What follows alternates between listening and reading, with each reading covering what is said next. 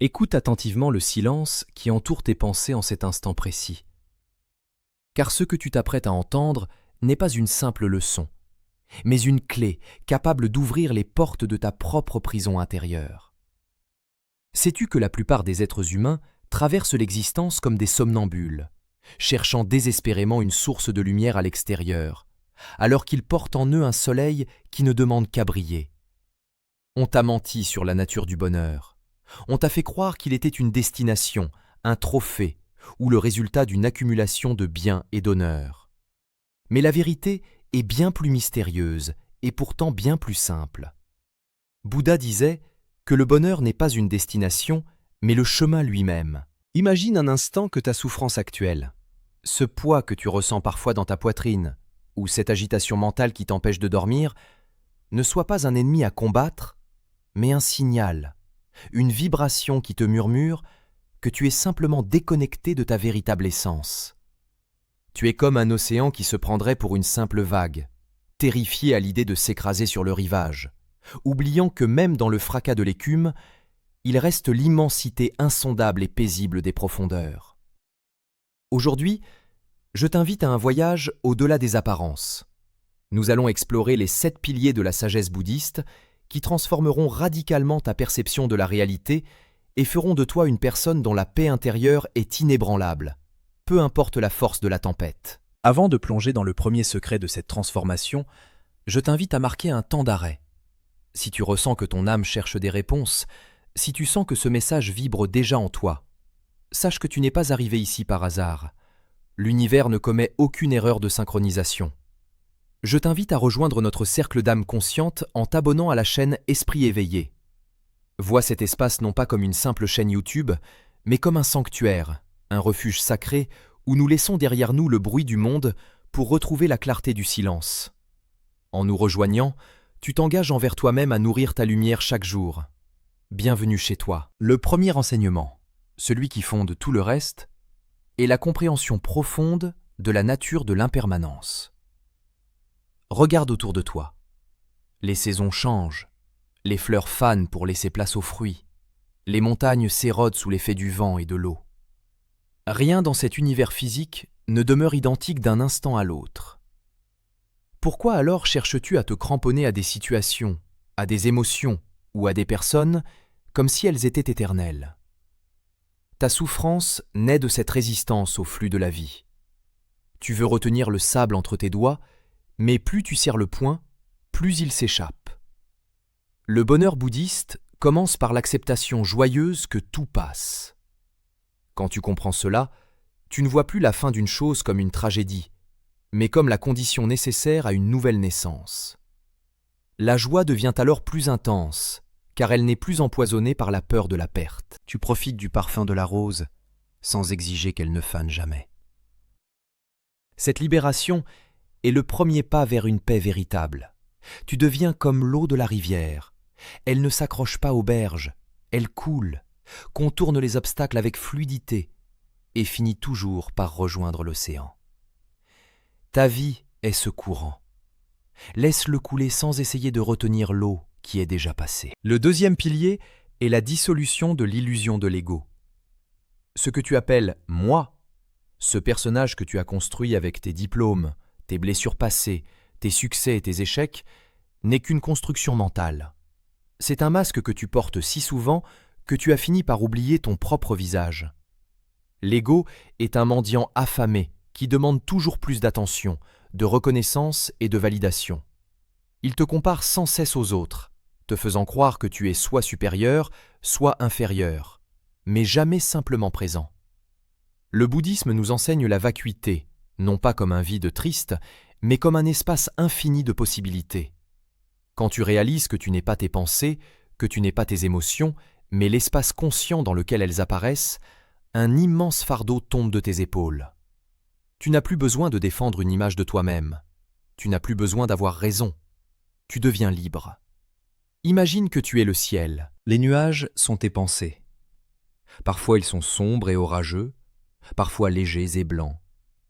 Mais quoi qu'il arrive, le ciel reste le ciel, inchangé, vaste et pur. Ne t'identifie plus aux nuages. redevient le ciel. Le troisième enseignement nous conduit vers la maîtrise de l'esprit par la pleine conscience. La plupart d'entre nous vivent soit dans le passé, avec des regrets et des remords, soit dans le futur, avec des angoisses et des attentes. Le seul moment où la vie existe réellement, c'est ici et maintenant. Le bonheur ne se trouve pas demain quand tu auras réglé tes problèmes. Il ne se trouve pas hier dans tes souvenirs de gloire. Il est dans la sensation de l'air qui entre dans tes poumons à cet instant précis.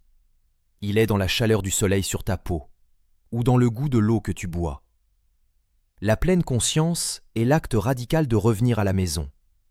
C'est cesser de courir après une chimère pour s'asseoir au centre de son propre être.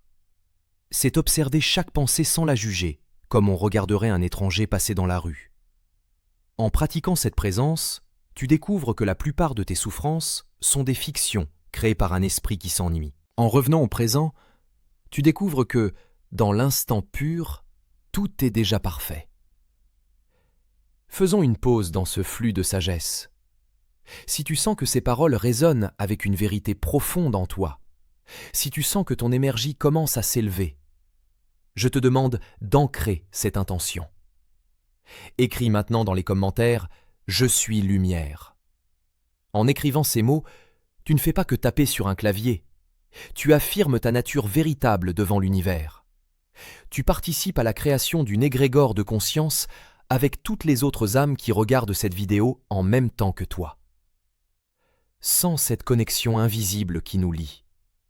Tu n'es plus seul dans ta quête. Le quatrième enseignement est la loi du karma, ou la loi de cause à effet.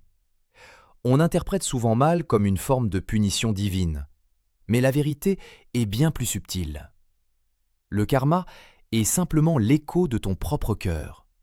Chaque pensée, chaque parole, chaque action est une graine que tu sèmes dans le jardin de ton existence. Si tu sèmes de la colère, tu ne peux pas espérer récolter de la paix. Si tu sèmes de la critique, tu ne récolteras pas de l'amour. Devenir une personne heureuse, c'est devenir un jardinier conscient. C'est comprendre que ta réalité extérieure est le reflet exact de ton état intérieur. Si tu veux voir le monde changer autour de toi, commence par changer la fréquence de tes intentions. Agis avec compassion, non pas parce que c'est une règle morale, mais parce que tu comprends que l'autre est une autre partie de toi-même. En faisant du bien à autrui, tu guéris ta propre âme. L'énergie que tu émets revient vers toi avec une précision mathématique. Sois la source de ce que tu souhaites recevoir. Le cinquième enseignement est celui du non-attachement. Attention, ne confonds pas le non-attachement avec l'indifférence. Le non-attachement, c'est aimer profondément, c'est s'engager pleinement, mais sans la soif de possession. L'attachement est une corde qui t'étrangle. Le non-attachement est une main ouverte. Quand tu es attaché, tu dépends des circonstances extérieures pour être heureux. Si les choses vont dans ton sens, tu souris. Si elles changent, tu t'effondres. Le non-attachement te donne une souveraineté intérieure. Tu apprécies les cadeaux de la vie sans qu'ils ne deviennent des chaînes. C'est la capacité de jouir de la beauté d'un coucher de soleil sans essayer de le mettre en cage. En pratiquant le non-attachement, tu réalises que tu possèdes déjà tout ce dont tu as besoin à l'intérieur de toi. Les objets, les titres et même les relations sont des ornements de ton existence, mais ils ne sont pas ton essence. Cette réalisation te donne un courage immense. Tu peux tout perdre demain et rester entier, car ta source n'est pas située dans le monde de la matière, mais dans le royaume de l'esprit. Le sixième enseignement est la transformation de la souffrance en sagesse, souvent symbolisée par le lotus. Le lotus est l'une des fleurs les plus magnifiques au monde, et pourtant, elle prend racine dans la vase, dans l'eau stagnante et boueuse. Sans cette boue, le lotus ne pourrait pas s'épanouir. Ta souffrance est ta boue. Tes traumatismes, tes deuils, tes échecs ne sont pas des erreurs de parcours, ils sont le terreau fertile de ton éveil. Une personne qui n'a jamais souffert reste souvent en surface de la vie. C'est l'épreuve qui nous oblige à creuser, à chercher plus loin, à découvrir des ressources que nous ne soupçonnions pas. Ne maudis plus tes difficultés. Regarde-les comme des maîtres sévères mais nécessaires. Chaque douleur contient une leçon de sagesse. Si tu acceptes de regarder ta douleur avec courage et sans fuite, elle finira par se transmuter en une compassion infinie pour tous les êtres vivants. Tu comprendras alors que chaque cicatrice sur ton âme est une porte par laquelle la lumière peut enfin entrer. Le 7e et dernier enseignement est la compassion universelle, ou méta. C'est le stade ultime de l'évolution spirituelle. C'est réaliser que la séparation entre toi et les autres est une illusion d'optique de la conscience. Nous sommes tous des fils d'une même tapisserie, des gouttes d'un même océan. Le bonheur authentique est impossible si l'on ignore la souffrance d'autrui. La haine, la rancœur et le jugement sont des poisons que tu bois en espérant que l'autre meure. En cultivant la bienveillance aimante pour tous les êtres, sans exception, même pour ceux qui t'ont fait du mal, tu nettoies ton propre canal énergétique. La compassion est la vibration la plus haute de l'univers. Elle dissout l'ego, elle calme l'esprit et elle connecte ton cœur à la source divine. Quand tu marches dans la rue et que tu souhaites silencieusement que chaque personne que tu croises soit heureuse, tu transformes ton environnement immédiat. Tu deviens un phare. Et un phare n'a pas besoin de crier pour être utile. Il se contente de briller. Te voilà maintenant arrivé au bout de ce voyage intérieur. Mais en réalité, tout commence maintenant. Tu as reçu ces 7 enseignements, non pas comme des informations intellectuelles, mais comme des semences de lumière. La question n'est pas de savoir si tu as compris, mais de savoir ce que tu vas en faire dans l'heure qui suit. Vas-tu retourner à tes anciennes habitudes de pensée, ou vas-tu choisir, ici et maintenant, de voir le monde avec les yeux du Bouddha? Le bonheur n'est pas un luxe réservé à quelques sages isolés dans des grottes de l'Himalaya. C'est ton droit de naissance. C'est ton état naturel quand tu cesses de te battre contre la réalité. Regarde tes mains, écoute ton cœur battre. Tu es un miracle de la vie en train de s'expérimenter lui-même. Ne gâche plus une seule seconde dans la peur ou dans la colère. Pardonne-toi pour tes erreurs passées, car elles n'étaient que les tâtonnements d'une âme en apprentissage. Embrasse ta solitude comme un espace de retrouvailles avec toi-même. Ta mission, si tu l'acceptes, est de devenir le changement que tu veux voir dans ce monde. Ne cherche pas à convertir les autres par les mots, convertis-les par ta présence. Que ton calme soit contagieux, que ta paix soit une invitation, que ton bonheur ne dépende de rien d'autre que de la gratitude d'être simplement vivant. En quittant cette vidéo, prends une grande inspiration. Sens cette énergie nouvelle qui circule dans tes membres. Le voile s'est levé. Tu sais maintenant que la porte de ta prison n'a jamais été verrouillée. Il te suffisait de pousser.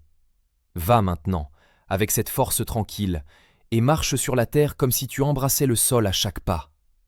Tu es la lumière, tu es la paix, tu es le chemin. Puissent tous les êtres trouver la fin de la souffrance. Puisses-tu être heureux, véritablement heureux, dès cet instant et pour l'éternité du présent. Pourrais-je t'aider à approfondir l'un de ces 7 piliers ? Ou préfères-tu que je te guide vers une pratique de méditation spécifique pour ancrer ces enseignements ?